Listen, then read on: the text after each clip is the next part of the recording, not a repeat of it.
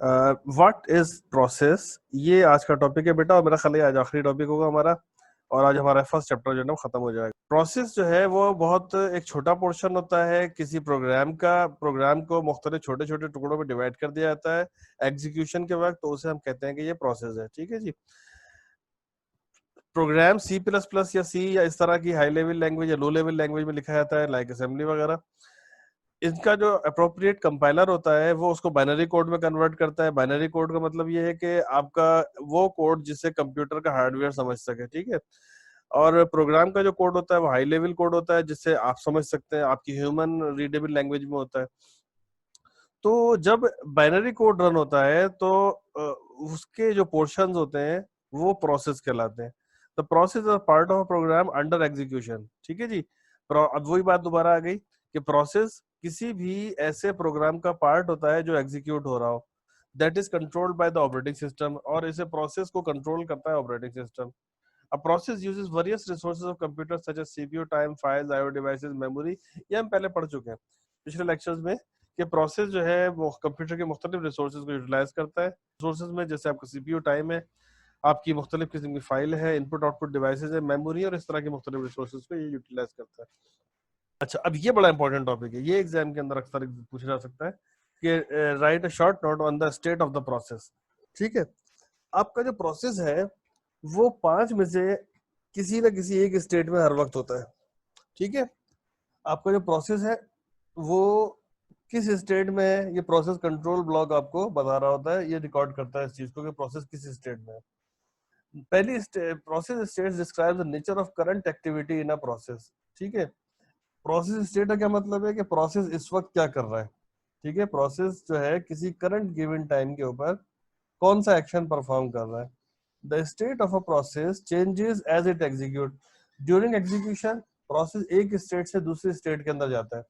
There are 5 possible states of a process. किसी भी process की 5 पॉसिबल स्टेट्स हो सकती हैं। Number 1, new. न्यू का मतलब ये है कि जब प्रोसेस क्रिएट होता है तो उसका जो स्टेट होता है, इसके जो स्टेटस होता है वो क्या होता है, न्यू स्टेटस होता है। ठीक है।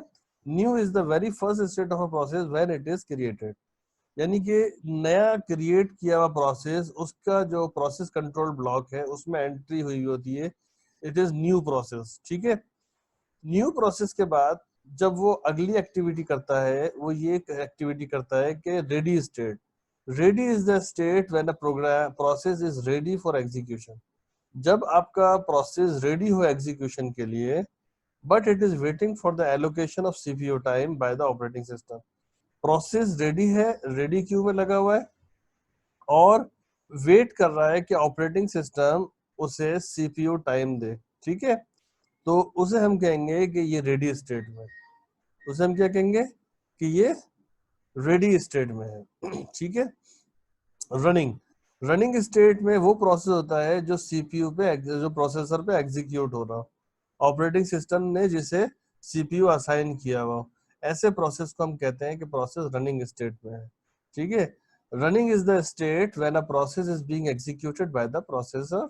The operating system assign CPU to a process for execution. ठीक है। रनिंग प्रोसेस को पहली स्टेट क्या हुई, न्यू, जब प्रोसेस क्रिएट हुआ। दूसरी स्टेट क्या हुई, रेडी, जब वो रेडी हुआ ताकि उसे सीपीयू का टाइम असाइन किया जा सके। अभी तक जब तक प्रोसेस रेडी स्टेट में होता है उस वक्त तक उसका मतलब ये होता है कि उसे सीपीयू अलॉट नहीं किया गया है।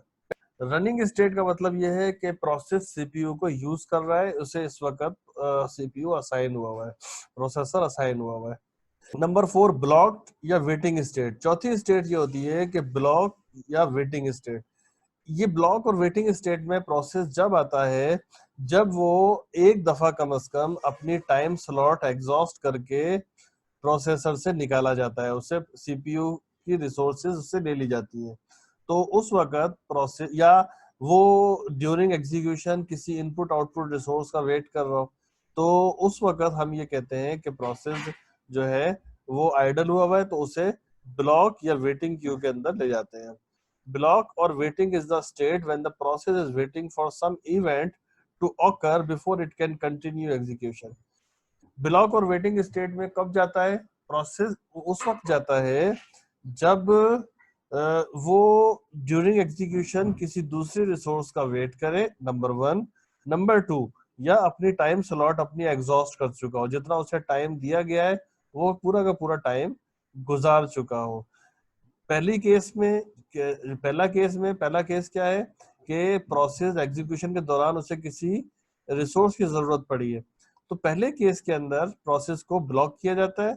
और दूसरे केस में क्या होता है कि प्रोसेस नॉर्मली एग्जीक्यूट हो रहा हो और ड्यूरिंग एग्जीक्यूशन जो उसे टाइम स्लॉट अलॉट की गई है वो टाइम स्लॉट जो है वो खत्म हो गई है, तो उससे सीपीयू रिसोर्सेज वापस ले ली जाती हैं और दोबारा उसको वेटिंग क्यू में लेके आया जाता है। ठीक है। ब्लॉक्ड और waiting is the state when the process is waiting for some event to occur before it can continue execution.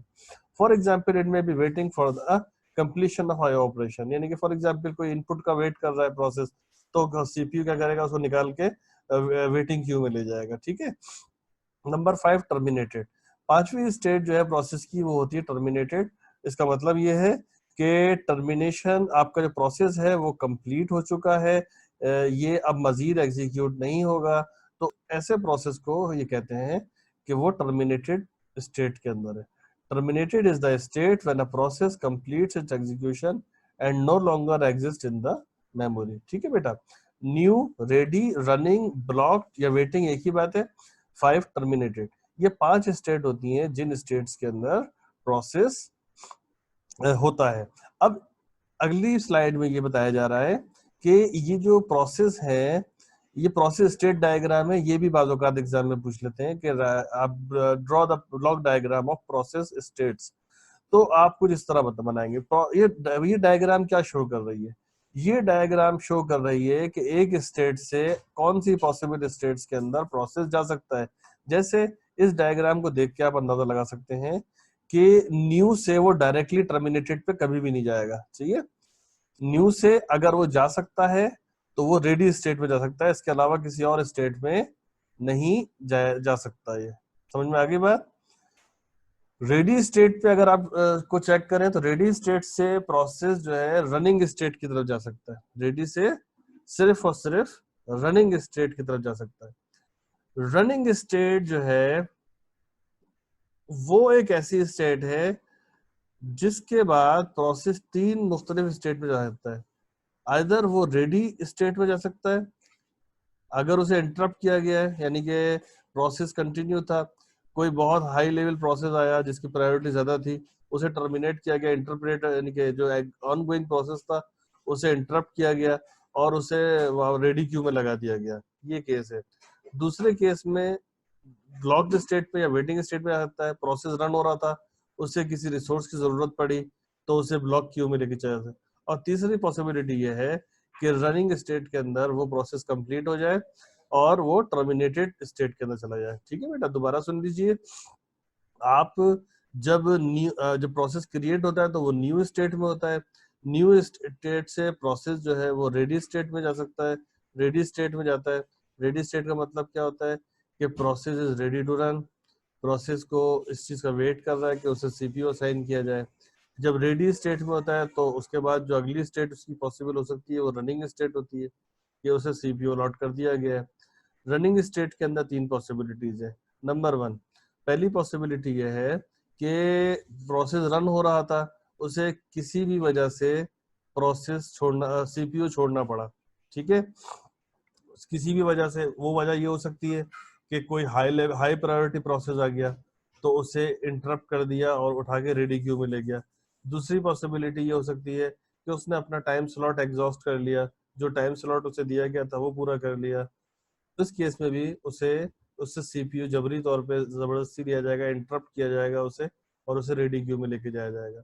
दूसरी पॉसिबिलिटी ये है कि प्रोसेस रनिंग स्टेट में था, उसे ड्यूरिंग एग्जीक्यूशन जरूरत इस बात की पड़ी कि वो जरूरत इस बात की पड़ी कि उसको मुख्तलिफ किस्म की दूसरी रिसोर्सेज की जरूरत पड़ी, कोई आईओ ऑपरेशन की या मेमोरी लोकेशन को रीड करने की जरूरत पड़ी, तो इस केस में प्रोसेस कंटिन्यू नहीं करेगा, वो ब्लॉक्ड या वेटिंग स्टेट में चला जाएगा। ठीक है।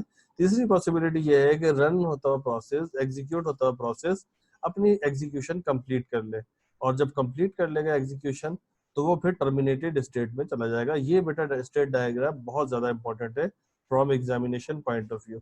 ना सिर्फ ये कि from examination point of view, बल्कि हायर क्लासेस में भी आपको, अगर आप कंप्यूटर साइंस पढ़ेंगे तो ये स्टेट डायग्राम आपको जहन में होनी चाहिए। ये बहुत इंपॉर्टेंट डायग्राम है, ठीक है। थ्रेड की एग्जांपल इस तरह से आप ले लीजिए कि प्रोसेस जो है उसको फंक्शनली अगर मजीद टुकड़ों में डिवाइड किया जाए, मजीद पार्ट में डिवाइड किया जाए, तो उसे हम कहते हैं कि ये थ्रेड है। Thread is a sequence of instruction within a process that can be executed independently। ठीक है जी। अगर प्रोसेस के भी ऐसे छोटे छोटे पार्ट्स कर लिए जाएं जो एक दूसरे से इंडिपेंडेंट हो, उन्हें कहते हैं कि थ्रेड है। ठीक है जी। थ्रेड एक प्रोसेस के पार्ट्स होते हैं, उस प्रोसेस के अंदर एग्जिस्ट करते हैं।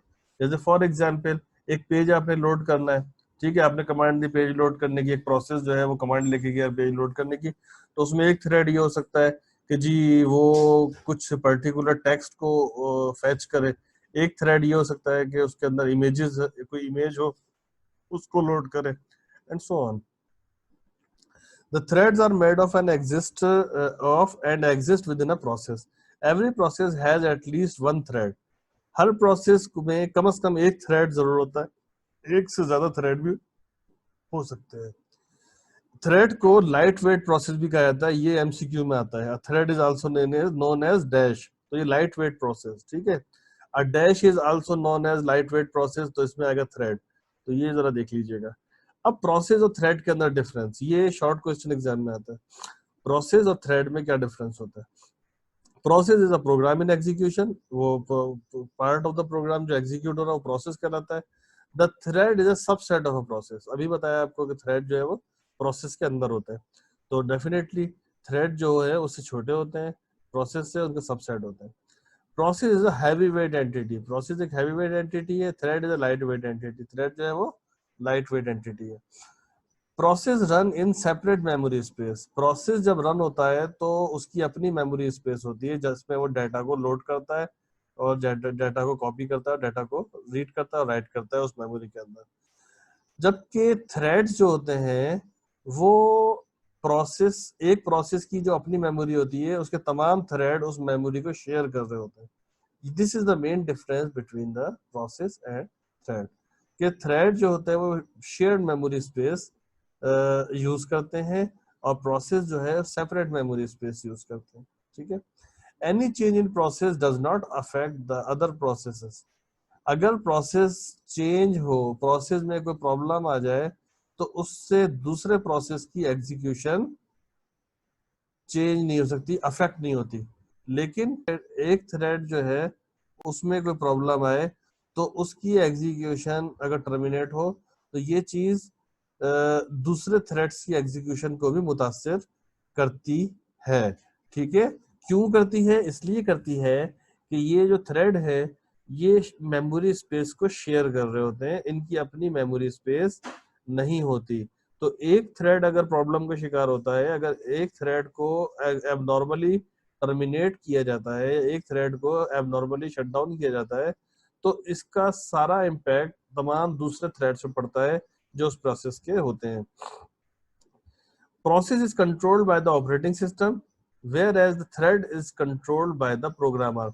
यानी प्रोग्रामर को जो है वो लिखना पड़ता है थ्रेड, मल्टी थ्रेडिंग एप्लीकेशन, उसके अंदर डिफाइन करना पड़ता है कि थ्रेड किसे कहा जाएगा, और ये कंट्रोल प्रोग्रामर कर रहा होता है through programming, through codes. Number 6, a process में continue running if a thread ends. एक थ्रेड अगर एंड हो जाए तो डेफिनेटली प्रोसेस का अगला थ्रेड जो है ना एग्जीक्यूट होगा और वो प्रोसेस चलता रहेगा। जबकि थ्रेड का है all threads and when the related process and. जबकि अगर प्रोसेस को एबनॉर्मली टर्मिनेट कर दिया जाए तो उसके अंदर जितने भी थ्रेड्स होंगे वो फिर आगे कंटिन्यू नहीं करेंगे। छठा पॉइंट बड़ा इंपॉर्टेंट है और लॉजिकल भी है कि एक प्रोसेस अगर प्रोसेस जो है अगर एक थ्रेड ऐड हो जाए तो उसके एंड होने से प्रोसेस पे कोई फर्क नहीं पड़ेगा, प्रोसेस के अगले थ्रेड्स जो है वो कंटिन्यू करेंगे, एग्जीक्यूट होते रहेंगे। जबकि अगर प्रोसेस को एबनॉर्मली टर्मिनेट किया जाए तो उसके अंदर मौजूद तमाम थ्रेड एक साथ जो है वो एंड हो जाएंगे। मल्टी थ्रेडिंग किसे कहते हैं? मल्टी थ्रेडिंग का मतलब ये होता है कि आपके प्रोसेस के अंदर मल्टीपल थ्रेड्स हैं, आप उन थ्रेड्स को ऑर्गेनाइज कर रहे हैं, इस तरह ऑर्गेनाइज कर रहे हैं कि आपका सीपीयू टाइम मैक्सिमम यूटिलाइज करो हो। तो इस चीज को कहते हैं कि आप मल्टी थ्रेडिंग करते हैं, कर रहे हैं। The process of executing multiple threads at the same time is known as multithreading. It is an execution method, basically execution method है that allows a single process to execute different threads simultaneously। ठीक है जी। यानी कि क्या बात बताइए आपको, processor handling क्या, प्रोसेस हैंडलिंग क्या है कि एक प्रोग्राम के मल्टीपल पार्ट्स कर दिए, उसको ऑर्गेनाइज कर रहे हैं, तो ये प्रोसेस है, मल्टी प्रोसेसिंग है। ठीक है। अगर एक प्रोसेस के मल्टीपल थ्रेड्स को आप ऑर्गेनाइज कर रहे हैं और अरेंज कर रहे हैं, this is called multithreading. Multithreading allows multiple threads to exist within a single process. ठीक है। या इस मल्टी थ्रेडिंग का क्या मतलब है कि एक प्रोसेस में मल्टीपल थ्रेड एग्जिस्ट करते हैं, आप उन्हें ऑर्गेनाइज कर रहे हैं। These threads can be executed independently। Example अब देख लीजिए, a web browser can use one thread to display images and a second thread to retrieve data from the network। ठीक है। अब अगर फॉर एग्जाम्पल कोई वेब पेज लोड करना है, तो हम ये कह सकते हैं, समझने के लिए आपको बता रहा हूँ कि आप ये कह सकते हैं कि जनाब हमारा जो प्रोसेस है, जो वेब पेज लोड कर रहा है, उसके हमने दो पोर्शन कर दिए हैं। एक पोर्शन डाटा लोड कर रहा है, दूसरा पोर्शन इमेजेस लोड कर रहा है। इस तरह जो है वो ज्यादा बेहतर तरीके से हमारा पेज जो है वो लोड हो सकता है। A user typing paragraph in MS Word, but in the background one more thread is running and checking a spelling mistake। ये भी बड़ी अच्छी एग्जांपल दी है इन्होंने कि मल्टी थ्रेडिंग की, कि आप जब कोई चीज टाइप कर रहे होते हैं माइक्रोसॉफ्ट वर्ड के अंदर, तो उस वक्त क्या होता है कि आप टाइप कर रहे हैं, वो एक थ्रेड जो है उसको मैनेज कर रहा है, दूसरा थ्रेड इस चीज को मैनेज कर रहा है कि आपकी स्पेलिंग मिस्टेक्स या आपकी ग्रामेटिकल मिस्टेक्स, एक थ्रेड स्पेलिंग मिस्टेक को चेक कर रहा है, एक थ्रेड साथ में आपकी ग्रामेटिकल मिस्टेक्स को सेट कर रहा है। तो this is called multi threading.